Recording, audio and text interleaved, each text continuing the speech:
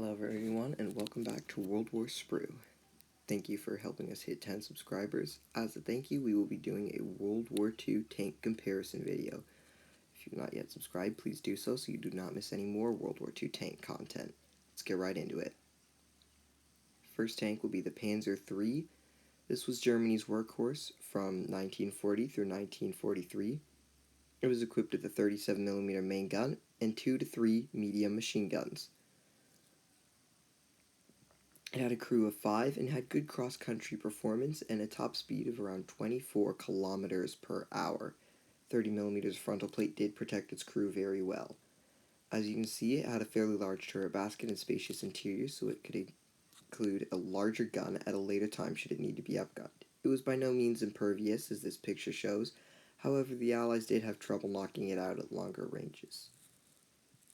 Equipping German panzer divisions, though not many of them at the outbreak of the war, it was a fairly good tank and probably one of the best in this list. This is the PzKpfW version, which is the command version. You can tell that by the aerial antenna on the back. It could ford and cross most trenches. We're going to rate this tank number 1. The Panzer IV was Germany's infantry support tank with a heavy 75mm gun and 2 machine guns. It had 30mm of rolled homogeneous frontal armor and equipped German divisions from 1939 through the end of the war. It had around 24 kilometers per hour on the road and a crew of 5.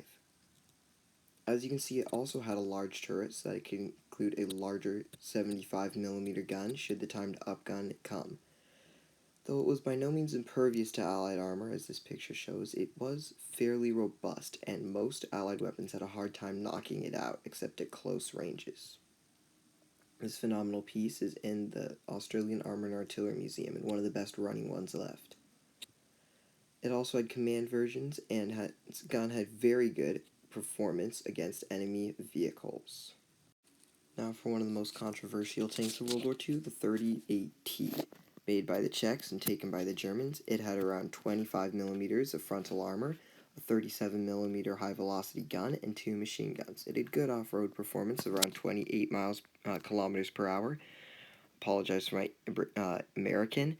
A crew of 4 to 5, and though it was not able to be upgunned, they were able to put more armor on it. Overall, it and the Panzer IV are both a tie for second place, in my opinion. Both very good tanks with radios, often equipping panzer divisions throughout the entirety of the war. Again, the Australian Armour and Artillery Museum in Cairns, Australia has a phenomenal piece that is left in running condition. People will say that this was not one of the best tanks of the war, but I would strongly disagree with that, especially in the early war. And of course, it was later turned into the venerable Hetzer, which was used well into the 1960s. Now for another controversial tank, the Somua S35. Featuring a crew of 3, a 47mm high-velocity gun, and a coaxial mounted medium machine gun, 50mm of armor, and 23 kilometers per hour of road speed. It was used by both the French and the Germans, but the Germans only used it in occupational duties. It had fairly good armor, however, German tanks could penetrate it at most close engagement ranges. There were only around 400 of these at the time of the Battle of France, so not enough to make a difference. There's debate about whether this tank, if it had been in service more, could have defeated the Germans, but I find it unlikely, as dealing with both operating a radio and loading a gun, and spotting targets, plus telling your driver where to go, plus with limited visibility as a commander is rather hard, so one-man turrets are not existent. Known for its colorful paint schemes and interesting camo, we're going to rate this tank number 3. Now for the A10 Cruiser. Weakest of all the German and British tanks at the start of the war, but still a battle tank. It had 2 versions, one with a 2-pounder anti-tank gun and one with a 94mm howitzer. It achieved mediocre cross-country performance, around 22 kilometers per hour, and only 14mm of armor protected its 5-man crew, so it was not likely to survive in a tank duel. Really a tank from a bygone era, the wisest thing to do would have been to phase them out. However, instead they were decimated by German weapons anytime they were encountered. Later used in the desert where sand normally clogged its filters before it could even see major service, we are ranking this tank as a 5. There's no other way to put it. It is one of the worst tanks on this entire list. Also in service was the A9 Cruiser.